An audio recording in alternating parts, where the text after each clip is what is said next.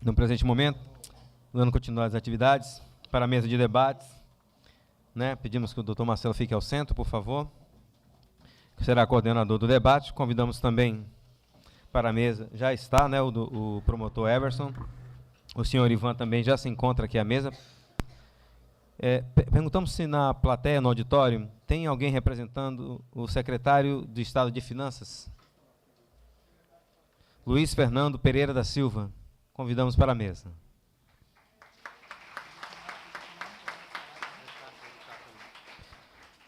Não nos foi confirmado também, existe alguém da Comissão de Finanças, de Economia, Tributação e Orçamento, Organização Administrativa? Tem alguém presente ou mandou algum representante? Não. Alguém representando a Secretaria de Estado da Assistência e Desenvolvimento Social do Estado de Rondônia? Certo.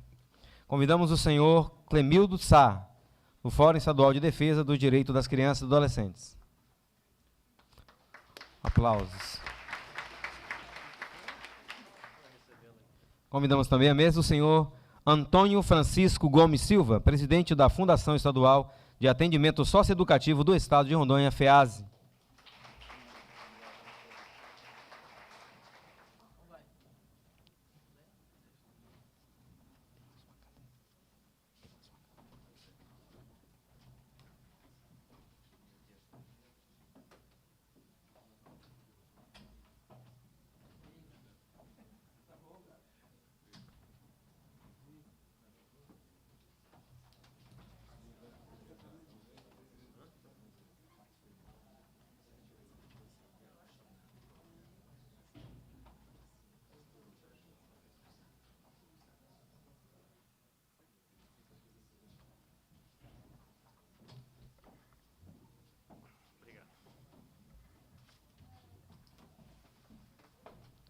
Com a palavra, o coordenador da mesa, excelentíssimo juiz, Marcelo Tramontim.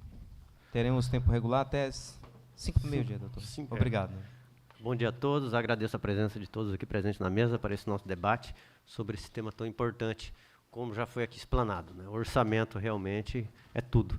Se a ACUDA existe, né, com esse projeto, trabalho maravilhoso dela, envolve custos, né, custos que precisam ser arcados pelo nosso orçamento, assim como o sistema socioeducativo, o sistema e-mail fechado, o sistema e-mail aberto. Ontem mesmo conversava com técnicas do CRES, né, indagando como que elas poderiam conseguir capacitação continuada, capacitação em justiça restaurativa.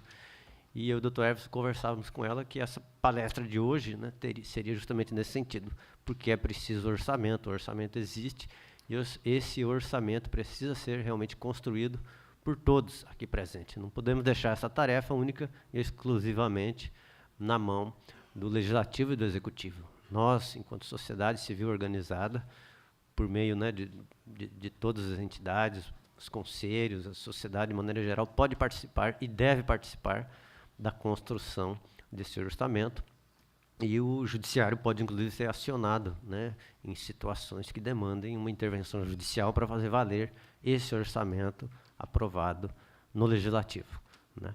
Então, agora nós iniciaremos a mesa de debates. Cada integrante da mesa, se quiser, teria 5 minutos para falar. E, na sequência, também abriríamos para perguntas da plateia, né, se tiverem interesse. Poderíamos iniciar pelo secretário, pode ser? Bom dia a todos e a todas. Muito obrigado pela oportunidade da gente estar aqui e conversar sobre esse tema. Eu estava conversando aqui com o doutor Everson, como é bom a gente ver gente apaixonada por um tema, né? Isso, de fato, faz toda a diferença e sinaliza, de fato, as oportunidades de melhoria que nós temos para conceder uma atenção adequada àquelas questões que vão poder transformar a nossa sociedade, vão poder melhorar a qualidade da entrega do Estado dos serviços prestados ao cidadão. E, enquanto Secretaria de Finanças, aqui, a gente tem todo o interesse em perceber essas demandas para que a gente consiga refletir isso, especialmente nesse momento que a gente está preparando o planejamento plurianual, né, para o período de 2020 e 2023, né, a lei orçamentária de 2020. Então, esse momento que se inicia o planejamento orçamentário para os próximos anos, que é o planejamento a ser feito por este governo, a gente ter esses subsídios e procurar contemplar isso nas priorizações do governo é, de fato, uma oportunidade muito boa. O governo ele está, nesse momento, fazendo o seu planejamento estratégico, também consolidando o planejamento estratégico do Estado, para que a gente consiga casar isso com o plano plurianual, com a LOA, e aí a gente conseguir, enxergando os recursos e as necessidades, a gente fazer essa priorização de forma adequada. Então, é muito bom a gente poder estar aqui e ouvir, entender as propostas e buscar também prestar contas do que tem sido feito até aqui, para que, de qualquer forma, a gente consiga alcançar um aprimoramento do sistema socioeducativo, a gente consiga melhorar os resultados, né, pretendidos, até para que a gente conheça quais são as expectativas desses resultados e, enxergando esses resultados pretendidos, a gente consiga alinhar as iniciativas, as ações, os esforços para que gere esses resultados. Então, a gente está feliz de estar aqui, disposto a dar as informações e receber as contribuições necessárias para que o Estado desempenhe bem o seu papel.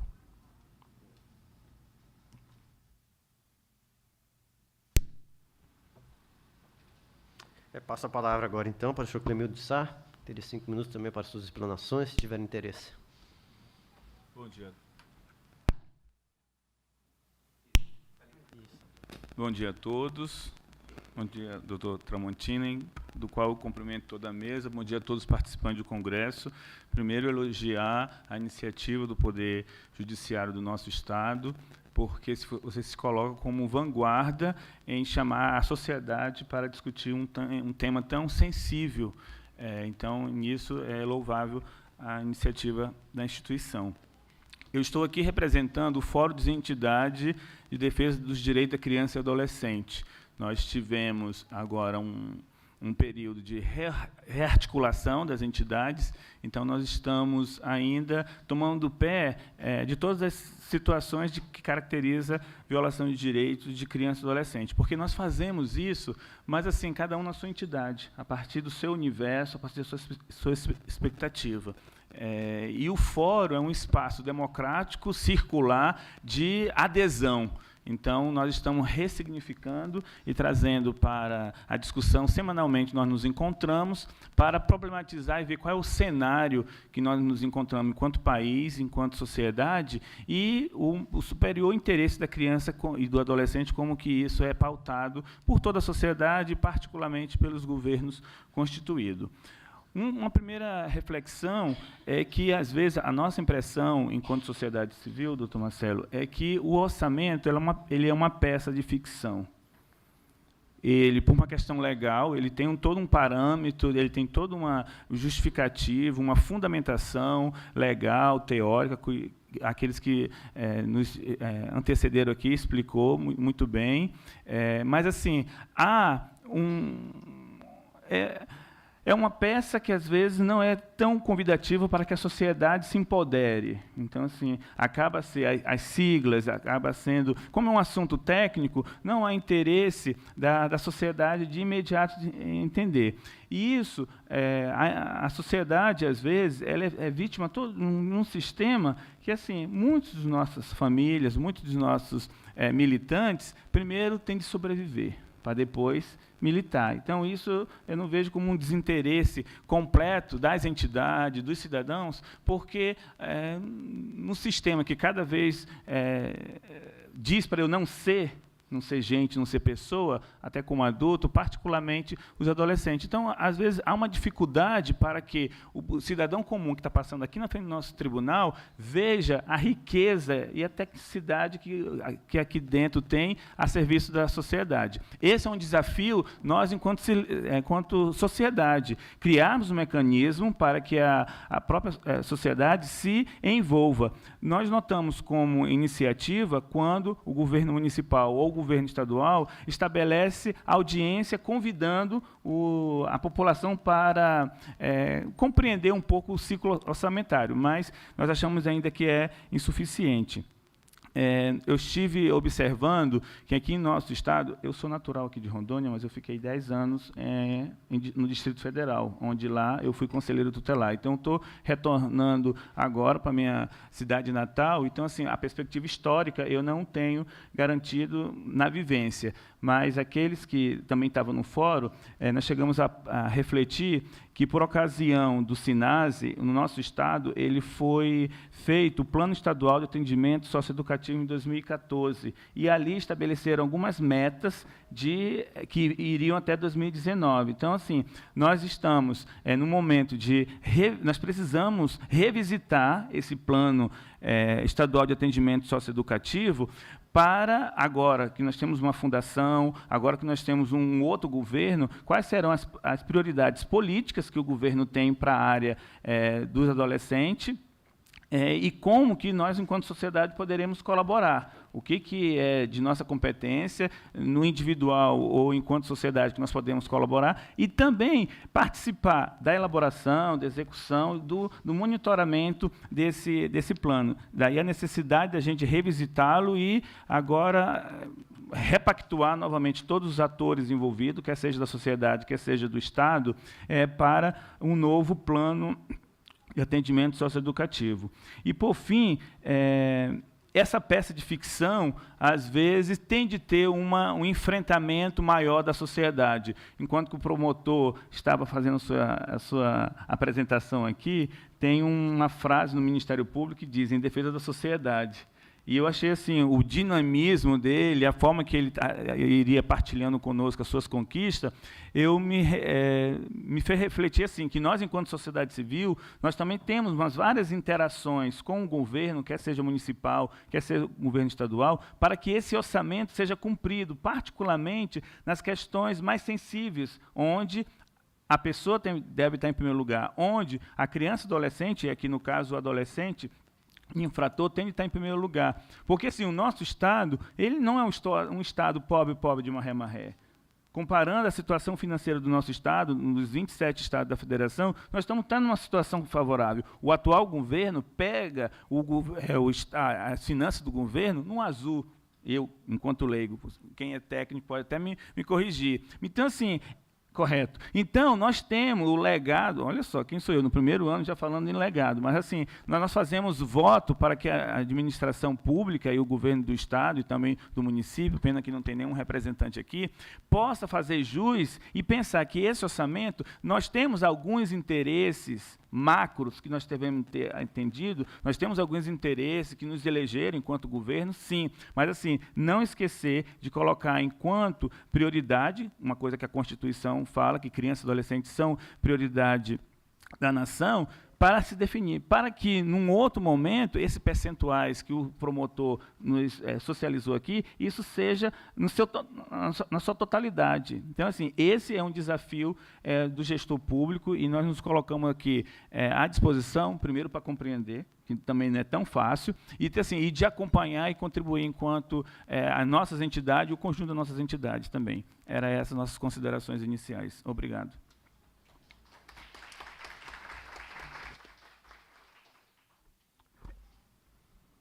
Passo a palavra, então, para o senhor Antônio Francisco, presidente da Fundação Estadual de Atendimento Socioeducativo, também por 5 minutos.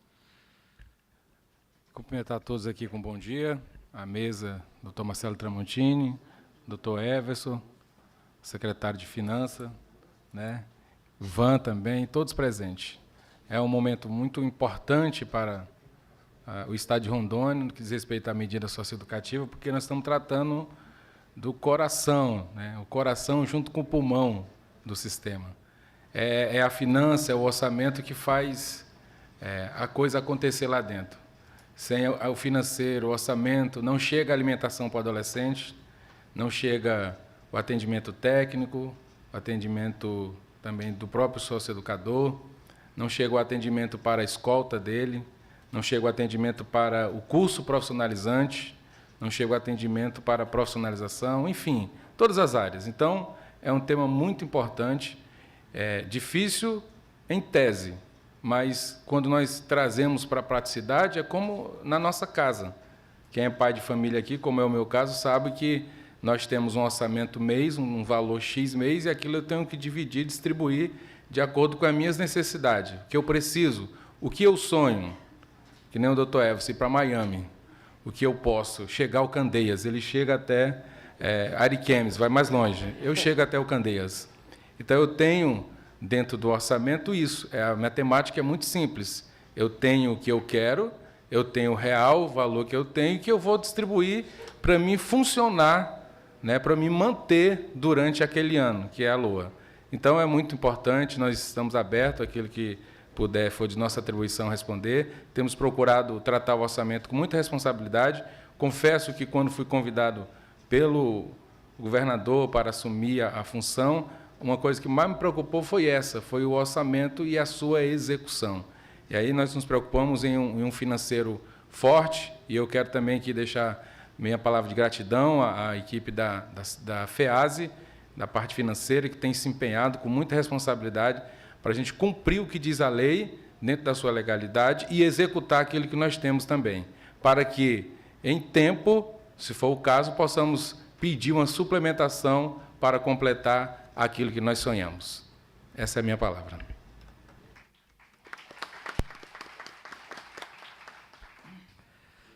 Passo a palavra, então, para o senhor Ivan Pimenta, que já foi inicialmente apresentada. Teria mais 5 minutos para explanações. Bom dia novamente. Bom dia novamente. Cumprimentar a mesa aqui, o doutor Marcelo, o doutor Everson, secretário de Finanças também. Continuando, só retomando algumas coisinhas que eu coloquei, de forma bem breve, em relação à fala inicial. Essa questão da elaboração do orçamento, a participação das pessoas que estão lá na ponta, no orçamento, ela é muito importante. Por quê? Às vezes, o orçamento ele não é executado, e aí eu já me coloco do lado, por exemplo, da administração, que às vezes a gente não conseguiu executar alguns projetos, algumas coisas, às vezes não é nem por conta da ineficiência da administração, mas é que o orçamento ele foi feito e os projetos eles não chegaram. Por exemplo, aí, o Fernando sabe disso, que às vezes ele está lá com o orçamento disponível, só que ele não foi planejado adequadamente, ele tem o financeiro, às vezes é até recurso externo, só que ele não consegue executar porque o projeto não chega. E aí o que acontece? A gente tem que ter, o orçamento ele não começa no dia primeiro, ele começa antes, quando ele é aprovado. Quando, por exemplo, eu tenho um orçamento, ele passa para a Secretaria, por exemplo, de Planejamento, ela diz, beleza, isso aqui vai para a Assembleia, e depois que ele é aprovado ali, ou pelo menos que eu já tenho a garantia de que ele foi encaminhado, por exemplo, que a CEPOG encaminhou ele, eu já começo a preparar, fazer todos os preparativos para executar o projeto, eu já tenho que saber tempo de licitação, eu tenho que verificar junto às secretarias, por exemplo, qual o tempo médio para realizar uma licitação para determinada coisa, porque se eu deixar para apresentar um projeto, por exemplo, no segundo semestre, eu sei que uma licitação ela demora 5 meses para sair, eu não vou executar. Então, assim, é um conjunto de coisas que somadas, vai trazer sucesso para ambas as partes. Então, assim, é necessário que, é claro que o poder público ele tem que fomentar esse tipo de coisa, tem que trazer, tem que treinar, mas nós que estamos do outro lado, por exemplo, ou fiscalizando, ou participando de conselhos, ou mesmo da fundação ou coisa parecida, eu tenho que ter o conhecimento de que eu tenho que ser proativo, que eu tenho que saber os caminhos, como é que as coisas funcionam para que isso seja executado. Por exemplo, nós já tivemos vários casos, isso eu converso muito com o pessoal da CEPOG, inclusive atualmente sou até servidor da CEPOG cedido para o Ministério Público, e a gente verifica que eu quero o orçamento é tanto. Tanto é que vocês viram que eu coloquei lá o orçamento, por exemplo, do Conselho Estadual da Educação. Era repetido, os mesmos valores. Eu não tenho um projeto, eu tenho um determinado valor, o técnico vai lá e reproduz aquele valor. No ano seguinte, ele chega para lá e fala assim, fulano, você tem tanto de orçamento, me traz o projeto, diz o que você quer realizar. O projeto não chega, ou então a equipe técnica ela não traz aquilo no momento apropriado e isso não é executado. Então, assim, eu coloquei isso no fórum anterior, essa necessidade de haver essa integração, haver capacitação. É claro que, como o doutor Everson bem destacou aqui, não é necessário que, às vezes, a gente se apegue a essa questão programática lá, do que significa cada número daquele. É uma situação que, se quem quer aprender um pouco mais, vai facilitar, porque, por exemplo, quando eu conheço aquela estrutura, é engraçado que a gente que lida muito com isso, a gente vê aquele monte de número lá na hora e já começa a fazer, porque você não precisa de uma letra ali, você faz a leitura completa, né? Porque você vê função, subfunção, ação, vê tudo. Mas isso não é necessário para que a gente consiga fazer uma execução efetiva do orçamento. A gente tem que se preocupar com essa questão do fluxo financeiro, a gente não está falando só de orçamento. Então, quando nós fazemos o planejamento, eu tenho que ter um feedback, depois sai um decreto de programação financeira, é necessário que quem fez aquela programação vá lá e veja como é que ficou a programação financeira para isso. Essa questão de, por exemplo, o colega colocou aqui peça de ficção, a gente ouve muito isso, né? Por exemplo, toda vez que vai se falar de orçamento, a gente ouve muito isso, assim. E quem não é da área, por exemplo, geralmente tem essa visão mesmo, só que a gente sabe que ele é uma peça de ficção quando ele não é planejado de forma adequada, quando quem está na ponta não participou do processo, porque quando quem está lá, por exemplo, quem está na medida socioeducativa, eu tenho que ir lá mesmo e verificar com cada um lá, juntar, formar um grupo, e ali eu vou subindo, porque, como eu disse na minha fala inicial, o instrumento, a peça orçamentária, é alguém técnico que pegou e transformou aquilo naqueles números, mas o que é colocado, como se chegou àquele valor, ele tem que vir da base. E aí a importância de eu saber, vocês lembram, quando eu comecei, eu coloquei uma frase assim, ó, o planejamento é uma das mais importantes ferramentas da administração. O conceito de planejar está intimamente ligado à necessidade de se ter conhecimento prévio das atitudes a serem tomadas e das ações a serem desempenhadas. Então, se eu não sei o que eu vou fazer e como eu vou fazer, simplesmente colocar um valor no orçamento, possivelmente colocar esse valor sem estar bem planejado, vai acontecer que eu não vou executar ele. Eu vou executar ele 10%, 5%, seja lá o valor. Agora, se eu tiver com ele todo planejado, com projetos bem definidos, eu vou chegar lá e vou executar. Tá, pessoal? É mais ou menos isso, assim, é muita coisa, né? Mas, basicamente, é esse o recado que eu gostaria de complementar. Certo. Bom, dando sequência aos trabalhos, o Dr. Everson disse que não tinha essa explanação agora, nós poderíamos abrir para perguntas, né? Eu iniciaria também, já perguntando ao nosso secretário presente, que nos abrilhanta aqui com sua presença, essa questão dessa peça de ficção, né, secretário? E a gente ouve muito isso, né?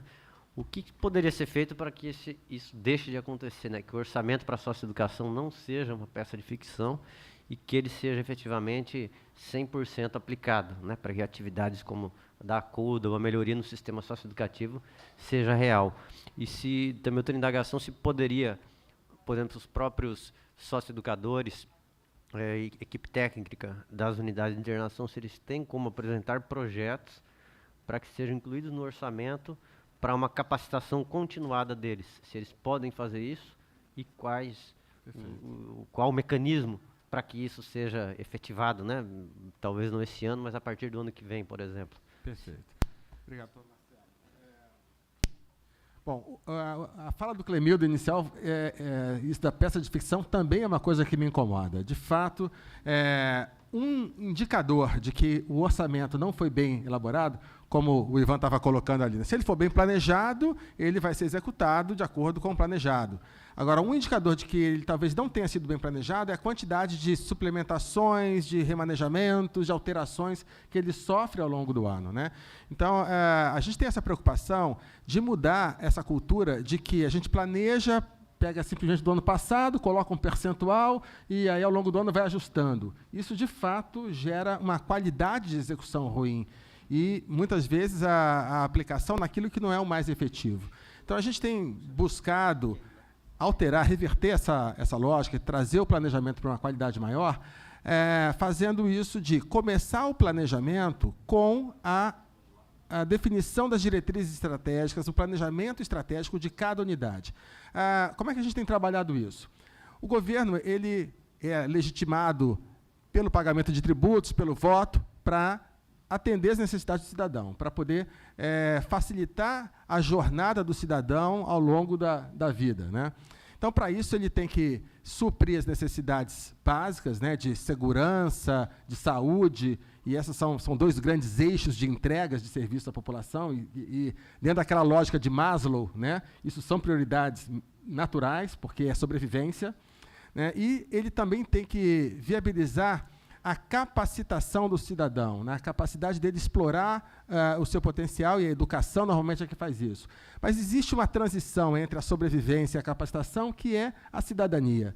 Então, esse eixo da cidadania, onde se encaixa o sistema socioeducativo, ele é fundamental para que esse cidadão tenha condições de explorar o seu potencial. Então, essa lógica da jornada do cidadão, da sobrevivência, a cidadania, capacitação e a geração de oportunidades, né, o desenvolvimento econômico e a sustentabilidade disso, né, o meio ambiente, né, o desenvolvimento territorial, a ocupação adequada dos espaços públicos, todas essas são preocupações, são as grandes entregas que o governo tem que fazer. Isso precisa estar organizado dentro de uma lógica que a gente enxergue esse todo e faça escolhas. As necessidades são ilimitadas e os recursos são limitados. A gente precisa fazer escolhas. Então, essas escolhas, o contexto ideal para que elas sejam feitas é no planejamento estratégico, é nesse plano que considera as tendências, considera o plano de desenvolvimento regional de longo prazo, mas o governo precisa fazer esse planejamento e refletir isso na peça orçamentária. A peça orçamentária não nasce, não é o primeiro ponto. O primeiro ponto é quais são as prioridades, quais são as grandes entregas, o que são os legados que este governo, legitimado pelo voto, legitimado pelos tributos, quer fazer ao cidadão. Então, é esse esforço que está sendo feito agora. E qual é o cronograma, né, previsto na legislação para isso? A LDO já foi para a Assembleia, agora está iniciando o processo de planejamento plurianual, o PPA, 2020-2023, e, a partir daí, a LDO. Então, nesse período de julho a setembro, é o período de fazer esse planejamento. Então, nesse momento, o Executivo está fazendo o seu planejamento estratégico e o seu PPA, seguido da LOA, e essas peças, estando bem alinhadas, elas vão permitir uma execução adequada, vão permitir minimizar essa quantidade de alterações, de remanejamento, de suplementações, porque elas vão apontar para uma direção consistente, convergente. Aquilo que se pretende transformar na sociedade e os recursos necessários para isso estarão lá. É claro que, nesse processo de escolhas, algumas coisas vão depender de surgirem outros recursos, e o papel da Secretaria de Finanças é viabilizar esses recursos, né? Mas a gente, já tendo feito essas prioridades, à medida que os recursos surjam, a gente sabe onde alocar para garantir uma entrega adequada. Eu queria aproveitar, se me permite, doutor Marcelo, para, dentro do que o doutor Everson tinha falado também, a gente precisa mostrar como é que esse orçamento é feito, como é que ele pode ser acompanhado pela população. Essa transparência, esse controle social também ajuda muito, é fundamental para que haja qualidade nessa execução. Então, o Estado de Rondônia, há pouco tempo, viabilizou, além do portal da transparência, que tem muitas informações, mas essas informações não são, às vezes, muito palatáveis, muito fáceis de manipular. Além do portal da transparência, existe esse link que está aí na tela, o ODR, Observatório de Desenvolvimento Regional do Estado de Rondônia. Se vocês acessarem esse link, vocês vão chegar nessa página aí, e ali na esquerda, eu acho que é o terceiro painel, o terceiro item do menu, tem painéis orçamentários, é quarto, né? Painéis orçamentários. Isso. Quando você clica ali no quadro de detalhamento orçamentário, aí você consegue acompanhar todas as despesas orçamentárias, e isso é um recurso feito dessas plataformas de Business Intelligence, de BI, que você consegue fazer vários tipos de filtros, de classificações, e conseguir enxergar no detalhe como é que está sendo essa execução. No primeiro campo ali, você pode filtrar, clica na unidade orçamentária, escreve FEASE, né, que aí você enxerga como é que está o orçamento da FEASE especificamente. Então, Ok, filtrou FEASE ali. Então, você enxerga aqui aqui eu estou adivinhando porque está difícil de enxergar, né? A idade já não nos permite essa capacidade. Mas acreditem em mim, eu vou falar, vocês depois olhem nos seus celulares e tablets e notebooks o que está escrito. Ali a gente vê que tem os 2 últimos anos, normalmente, para as unidades que já existiam há mais tempo, aparece os últimos 4 anos, né? Como a FEASE, né, por essa luta feita, né, a partir do Ministério Público, do governo, foi implantado o fundo em 2018, então não tem os anos anteriores.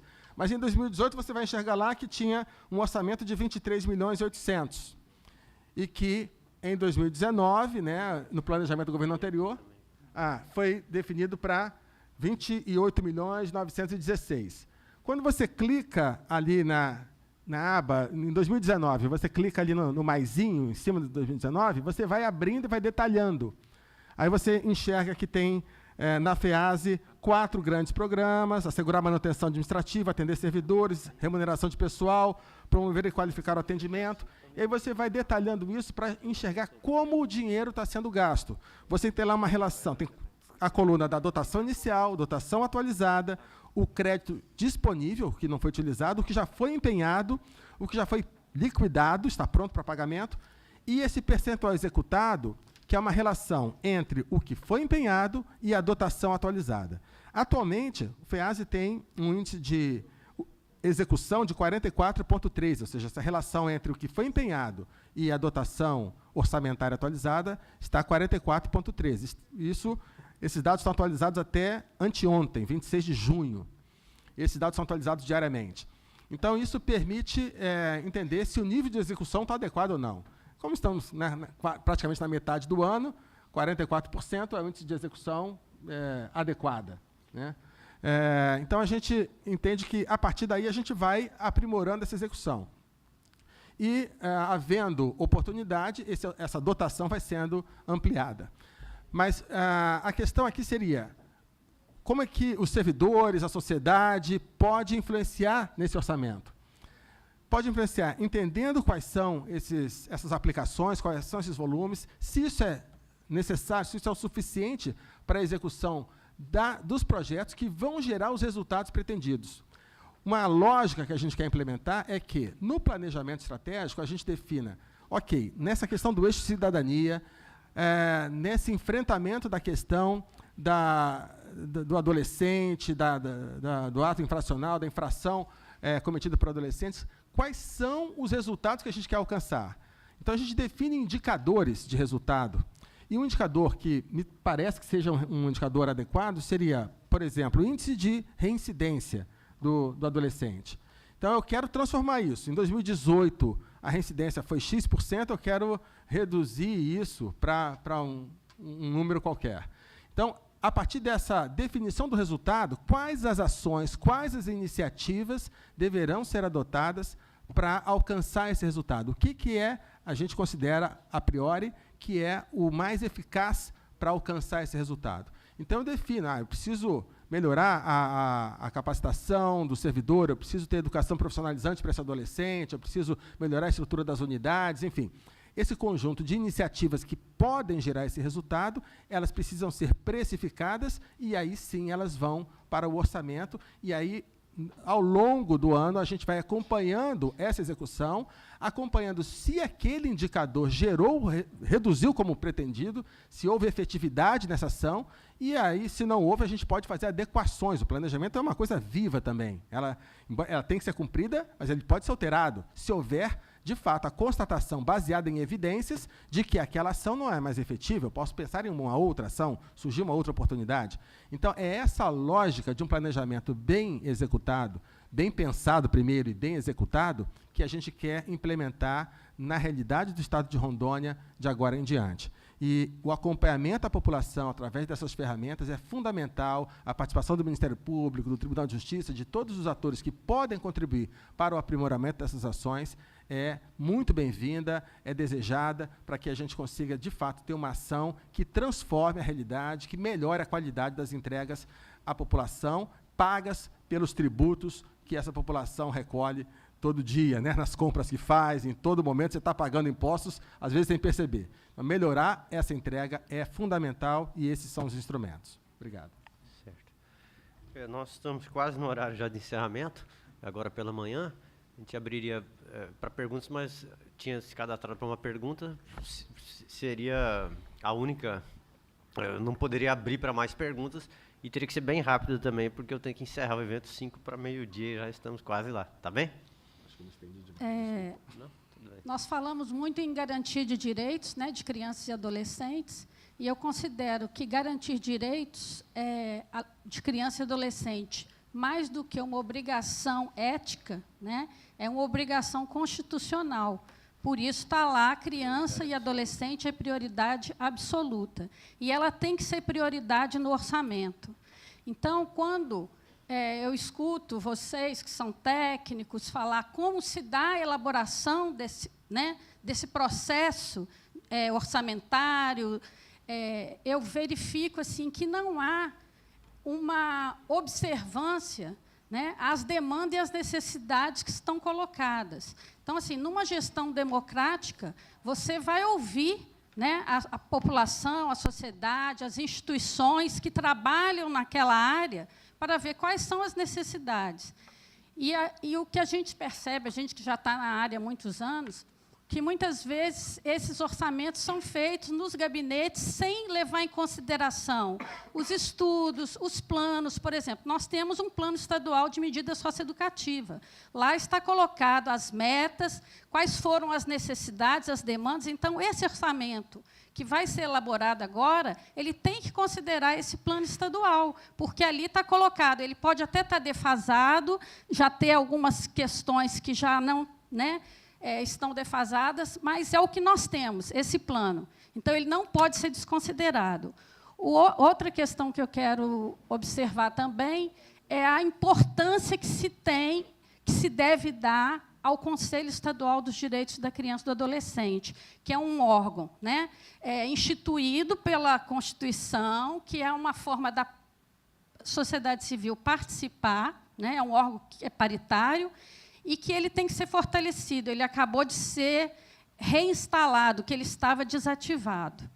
E, por último, eu só quero colocar, com relação à fala do Dr. Everson, em relação à responsabilização dos gestores, né? Porque o que a gente verifica, assim, o Estado brasileiro ele é muito eficiente para punir, mas ele é muito, tanto que a gente tem a terceira população carcerária do mundo, né? Mas ele é muito pouco eficiente para proteger e garantir direitos. Então, quando um gestor não cumpre, nós falamos aqui agora sobre diversas rubricas que não foram executadas, né? E o próprio fundo estadual, o ano passado, não foi executado. E qual a responsabilização que nós estamos, né, dando a esses gestores que não cumprem o seu papel legal, o seu dever de cumprir e executar o orçamento planejado? Tem que encerrar, se vê que depois pode procurar direto. Seria que tem que encerrar. Seria o quê? Um minutinho, rapidinho? Vai. Foi deferido outro requerimento meu aqui, e é isso que nós estamos procurando, essa responsabilização. Nós temos um Ctrl-C, Ctrl-V, isso na nossa vida também. Nós somos muito assim, nós somos muito rotineiros. E o que eu percebo é que, há muitos anos, as coisas vêm se repetindo, se repetindo, se repetindo. Ninguém está tendo esse olhar. Então, quando se elabora o orçamento, aí eu concordo em parte só com o secretário, se elabora o orçamento pensando naquilo que é extremamente necessário. Por exemplo, o ano passado eu tive um embate com o Pimentel, pena que ele não está aqui, porque no final do ano eu queria que aumentasse o orçamento, porque o que ele estava alocando para a FEASE era só o estritamente necessário para manter aquilo aberto. Não era para desenvolver projeto nenhum. Entendeu? Não, no decorrer do ano a gente suplementa, mas não suplementa. Então, o que nós precisamos hoje é ter um olhar diferenciado, olhar para os nossos projetos.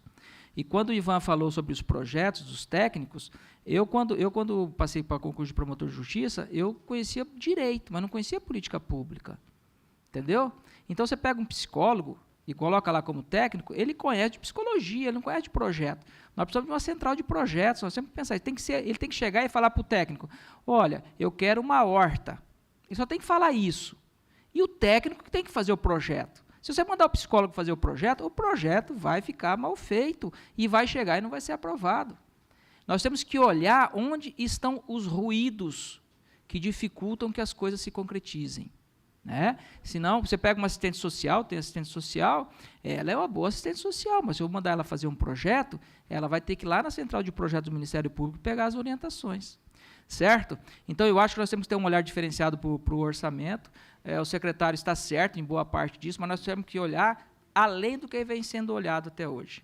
Essa é a proposta do Ministério Público, e é isso que eu vou bater na elaboração do orçamento desse ano. Agradeço a todos e acho que não extrapolei o tempo. Certo. Bom, é um tema, né, muito interessante e que penso que poderíamos debatê-lo o dia inteiro, né? Mas, infelizmente, o horário exige que eu encerre os trabalhos agora pela manhã. Diante de todas as falas, inclusive a importante contribuição que veio da plateia, né, secretário, nós fazemos votos para que realmente o Estado esteja efetivamente atento à prioridade absoluta que a infância e a juventude deve gozar, né, que no âmbito do Estado e da nossa área específica, que é a socioeducação, né, que a Fundação realmente seja contemplada com os recursos necessários. E, quem sabe, esse tema do orçamento não possa ser objeto até de um seminário específico, numa outra oportunidade, né, com nós todos, com as entidades de direito, para tentar se acertar realmente esses ponteiros. Né? A gente vê, por exemplo, lá da minha vara, nós aplicamos já algumas multas que somaram mais de 2 milhões de reais, que foram para o Fundo Estadual dos Direitos da Criança e do Adolescente, e esses recursos até hoje não foram utilizados para absolutamente nada. Né? Nunca foi utilizado, são mais de 2 milhões de reais, que hoje eu já não sei nem quanto está, com certeza muito mais do que isso, que poderia ser utilizado para capacitação, né, de socioeducadores, capacitação de profissionais do CREAS, né, e, enfim, qualquer outra finalidade que a sociedade civil e principalmente o Conselho Estadual poderia identificar. Né. Então, quem sabe, possamos pensar num seminário para discutir essa prioridade absoluta da infância e juventude e o orçamento no âmbito do Poder Executivo, estadual e municipal. Né. Então, meu muito obrigado pela presença de todos. Declaro encerrados os trabalhos agora pela manhã, e as oficinas à tarde seguirão lá na Emeron, e vários já combinaram, inclusive, com os palestrantes, os ministrantes das oficinas, que seriam às 13 horas. Né? 13 horas, então, gente, impreterivelmente, porque algumas oficinas à tarde são círculos restaurativos, e depois que iniciou, não pode mais ser reaberto. Então, fechou a sala, não pode abrir novamente. Então, é importantíssimo que todos estejam lá à 13h. Tá? Muito obrigado a todos.